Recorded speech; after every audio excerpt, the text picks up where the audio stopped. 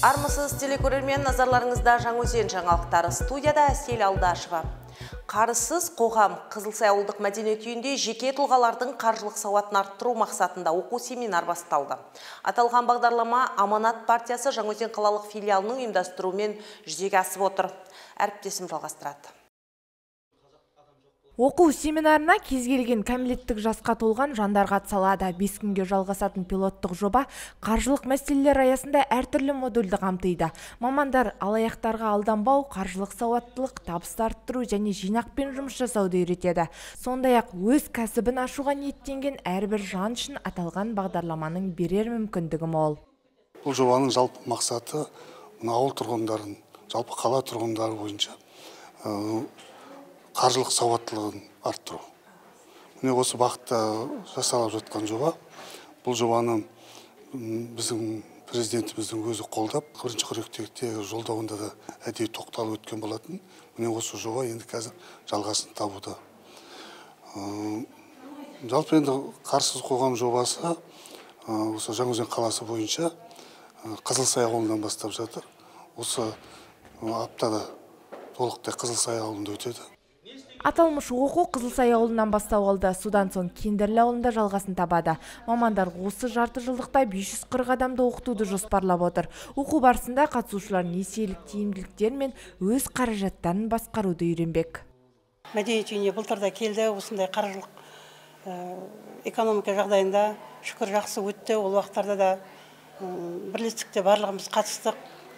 Ендігі жерде де осы екінші қатысуына байланысты мен қызым бар еді, инвалид 3-ші группа, астмамен ауыратын соғыздың банкротствосына көмектесер ме екен деп соған ой сала келіп отырмын.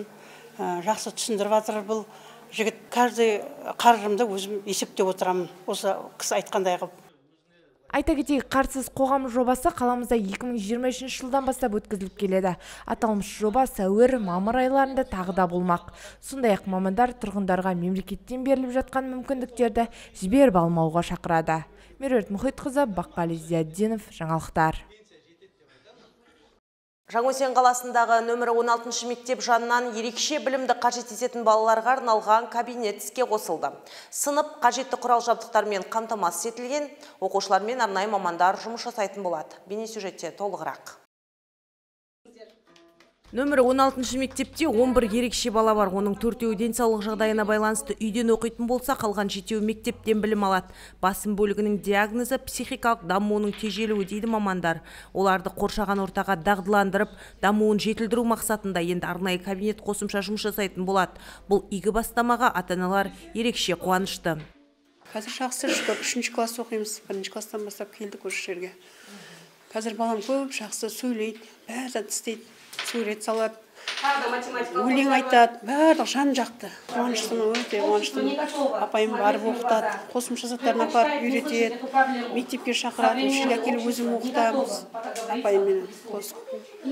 Көп ризамын мен осы. Бүгін ашылып жатқаннан өте ризамын. Әр баланың жасы мен даму деңгейіне қарай бағдарлама дайындалады. Кабинетте балғындардың ми қабілетін дамытуға, бейімдеуге арналған заманауи құрал жабдықтар бар. Сынып бірнеше аймаққа бөлінген, сол бойынша жұмыс жүргізіледі. Ерекше балаларды, білімді қажет ететін балаларға арнайы ашылған кабинетте 4 зона болады. Біріншісі жаңа баламен партаға отырғызу баланың барлығымен бірге отырғызу бұрышы. Ол жерде бала өзінің сыныпта отырғандай сезіну керек. Ал екінші бұрышымыз ол баламен жеке жұмыс жасау.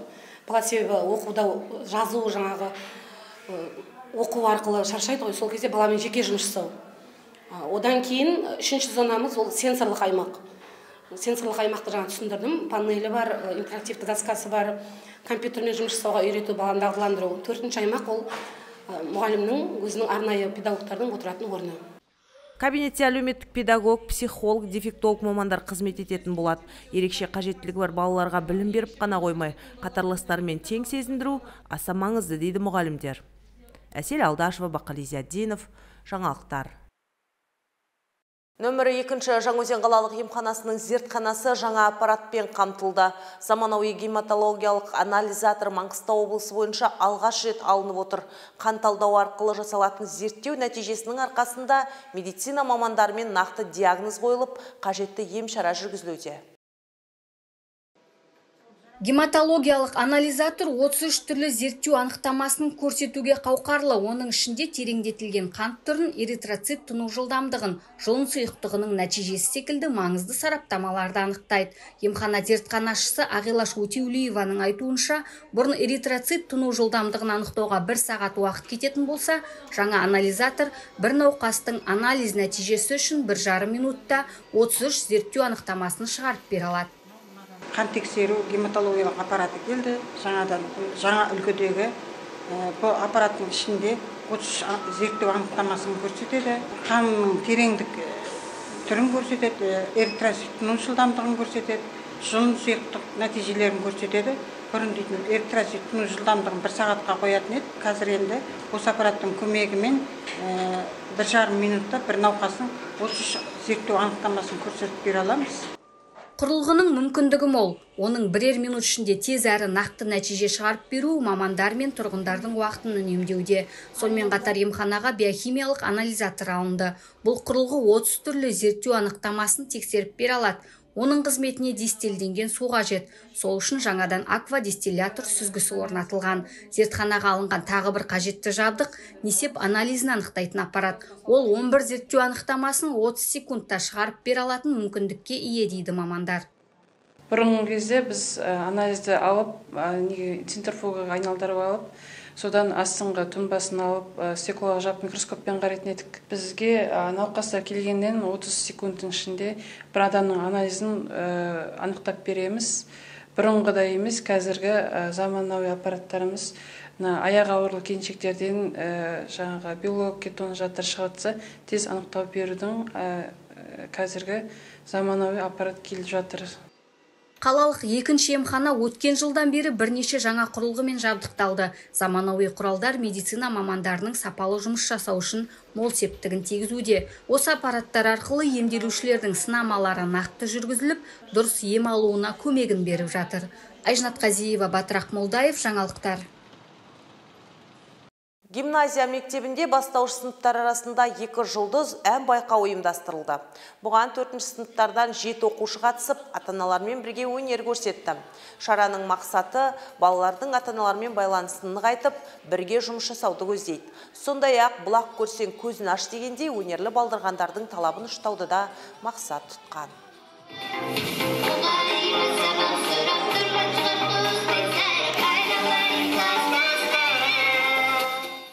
Бұл жерде құндылығымыз, яғни адамгершілікке, сүйіспеншілікке, мейірімділікке, ата-анаға деген, балаға деген тәрбиесі ата-ананың. Яғни осындай дәріптеу жаңа құндылықтары мақсатында жасалып жатқан шара. Бұл ай сайын жасалып тұрады. Бүгінге айтарымыз осы. Келесі эфирде жолыққанша аман сау болыңыздар.